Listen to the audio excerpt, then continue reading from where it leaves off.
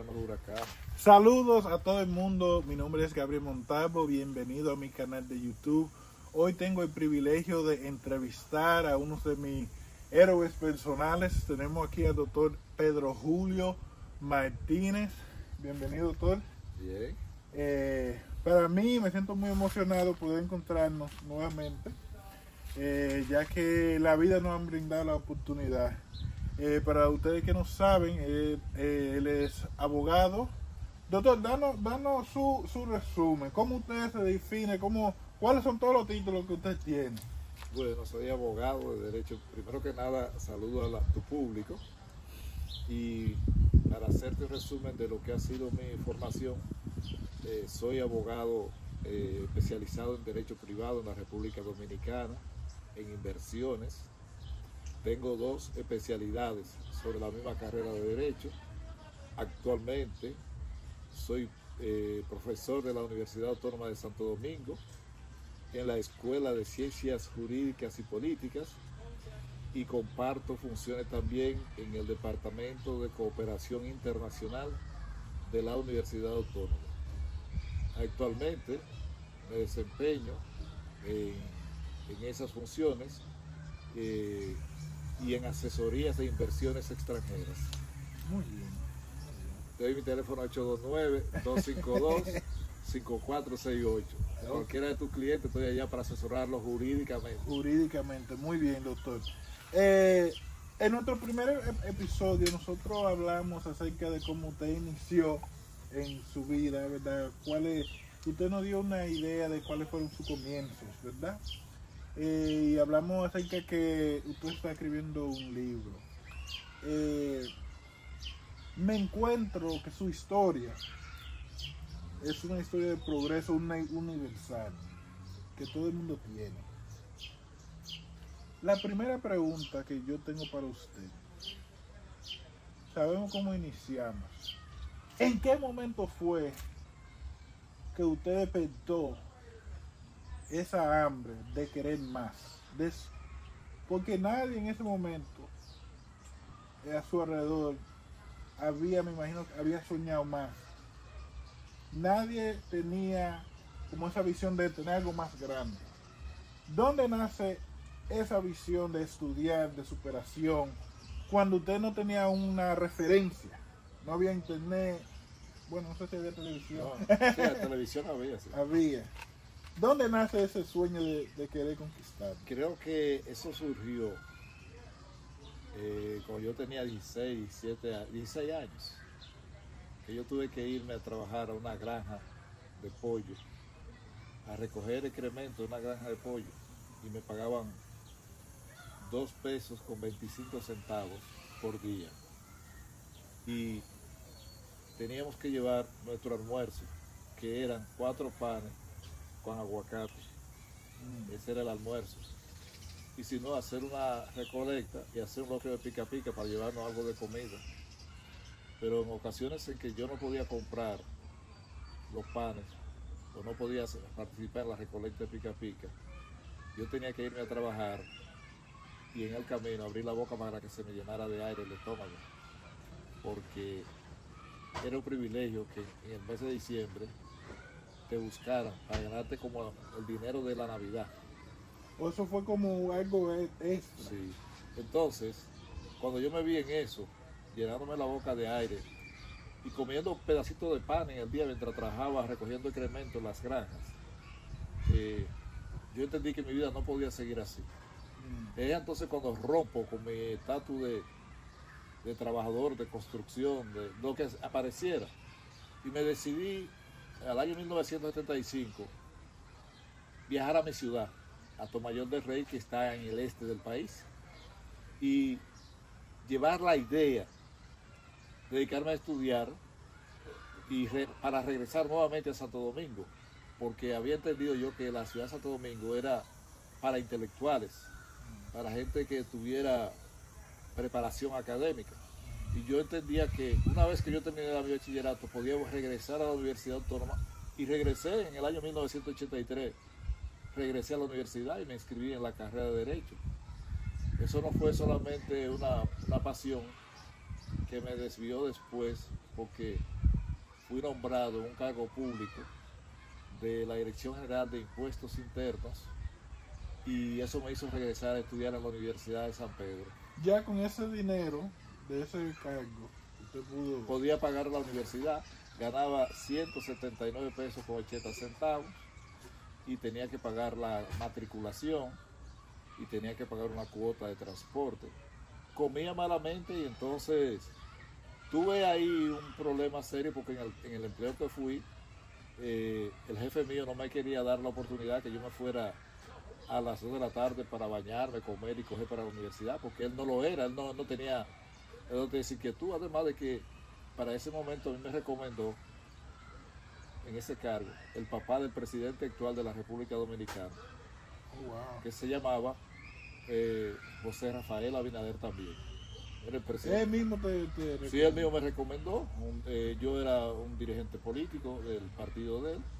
Y él llamó. Pero usted inició siempre en la política muy temprano. Correcto, sí. Y yo fui candidato a síndico de la provincia de Atomayor, que apenas todavía ni llegaba a 80.000 habitantes. Saqué 100 y pico de votos. Entonces él entendió que tenía una deuda conmigo y llamó al director de rentas internas y le dijo, mira, este es fulano, yo creo que tú me lo nombres. Y me dijo, yo tengo un cargo para él. Ahí comienza mi vida en la política. Entonces literalmente la política te ayudó a sobrevivir. Claro, yo he sido empleado público 11 veces. Y digo 11 veces porque mi función actual de docente de la Universidad Autónoma, de la Escuela de Formación de Abogados, yo no la veo como un trabajo público porque nosotros tenemos una ley de autonomía, pero en esencia es pública, es una institución pública también. Es decir que he estado en la administración pública 12 veces y es basado en el arte de la política, el ojo clínico para tú saber con qué político participa en la actividad propiamente de la política. Que eso te crea el mecanismo de que tú tienes que ser un pensador político para asesorar, para guiar al éxito a otra persona y para guiarte tú mismo. Las emociones que debe controlar, y porque la política, de varias ciencias que tiene la filosofía, la política es la primera ciencia de la filosofía. Y gracias a Dios aquí estamos trabajando, actualmente estamos coordinando trabajos políticos. Muy bien. Déjame yo hacerle esta siguiente pregunta. Sabemos ya sus inicios, cómo usted llegó a ese punto. A mí me gustaría que tú nos contaras acerca del momento donde usted por fin se graduó, después de la vida que usted ha tenido, que le entregan ese diploma. ¿Qué fue lo que usted sintió? ¿Y qué? A veces la gente dice, no, yo tenía trabajo de una vez, o no, ahí fue que empezó el trabajo verdadero. Mira, esa pregunta hecha en un paquete se puede pasar bien, pero hecha así, cortada, los laterales, es un desafío contestarla. Porque cuando yo estaba en sexto semestre, yo estuve a punto de morirme de una fiebre por un médico mal administrado. Entonces, yo desarrollé el anteproyecto de tesis y la tesis de un solo fuetazo en 3 años y algo. Entonces, cuando yo me fui a graduar, carecía de todo. Pero era una forma de sepultar al pasado. Cuando tú te vas a recibir de un título de grado, tú vas a escuchar las notas del himno nacional y tú vas a ver tanta gente alegre, tanta gente a tu alrededor y cómo comienzan esos cambios de la sociedad hacia ti, que tú a veces te preguntas por qué no te graduaste más tiempo, más temprano. Tú pensaste sentir. Pero sí, exacto, para mí fue cruzar a un abismo. Aquí, donde yo era un analfabeto, yo me parecía seguro, pero allá, al cruzar el abismo, era comenzar de cero en el arte del conocimiento y de la aplicación del conocimiento para generarte una vida más digna. Por consiguiente, el día que yo me gradué, fue una hermana de madre y una de padre a mi graduación. Fueron conmigo. Bueno, yo estaba escuchando ahí, cuando se para todo el mundo, que mencionan el nombre mío. Digo, yo estoy en la lista. Yo estoy en la lista. Y no me estaba entregando el título, era un cartón simbólico. Sí, sí. Pero al yo pararme a estar en la lista, eso produjo algo difícil para mí, porque era que por fin se habían acabado las humillaciones de la gente. Y no en el campo específico, sino que la gente no cree en ti hasta que no te ven un proyecto serio. Nadie invierte en ti por más que te sonrían, si no ve que tú tienes un proyecto serio de ser mejor para la sociedad. Y ese día yo salí de la universidad, pero salí llorando, porque lo que me venía a la mente era la cantidad de cosas que yo había tenido que soportar para yo llegar a hacer esa carrera. A tal extremo que para yo inscribirme en la Universidad Autónoma, yo tuve que pedir y hacer 2 listados. En un listado ponía todo lo que me daban los ricos y en otro listado ponía todo lo que me daban los pobres. En el listado de los pobres estaba realmente lo que la gente me daba: 2 pesos, 3 pesos, 5 pesos. Pero cuando confeccioné el listado de los ricos, yo le ponía que si un rico me daba 5 pesos, yo le ponía 25, para que el otro rico, cuando fuera a ver listado, dijera, bueno, tengo que subirle. tengo que subirle. Wow. Para que, porque fulano, el otro rico le dio tanto, entonces yo déjame darle tanto. Entonces, yo pedí para eso y andaba con ese listado y se me estaban perdiendo las hojas. Me parecía a mí que era un encuentro con la ingratitud, que si al momento de yo graduarme no tenía ese listado confeccionado tal como fue, me parecía a mí mismo que yo iba a ser un tipo ingrato, y yo no soñé eso para mí. Siempre soñé con ser una persona muy agradecida. Bueno, pero salí de la graduación con mis 2 hermanas y nada, llegué a la casa, me senté, me fui al baño y me preguntaba, ¿y es verdad? ¿Y es verdad, fulano? Porque la universidad graduaba doctores en Derecho sin hacer la cantidad de estudios, sino que te daba ese título, pero uno sabía que ya estaba en capacidad. Yo siempre me sentí en capacidad, desde mi primer título de grado, de que yo era una persona capacitada, y que podía competir en la calle por la profesión de abogado, resolver conflictos, y eso fue algo extraordinario. De ahí para acá, entonces, ya el estudiante que le regalaban una bola para subirla, para ir a una diligencia, de un pueblo a otro, el estudiante que le daban una comida, una cena, ya tenía que cubrirse todo. Entonces tenía que generar habilidades para ir a los tribunales, que me vieran como abogado, ir a la policía, que me vieran con esas habilidades de que yo podía resolver un problema y que la gente confiara en mí. Tuve el privilegio de que yo comencé en la calle a ponerme una corbata negra, una camisa blanca y un traje, cuando apenas tenía 3 cuatrimestres en la universidad, porque la ley me lo permitía. Yo podía hacer una demanda laboral, un habeas corpus, que es un recurso constitucional para cuando las personas son arrestadas sin una orden motivada de un juez competente, o cuando las personas son arrestadas por una autoridad que no tenía ningún tipo de que ver con tu asunto.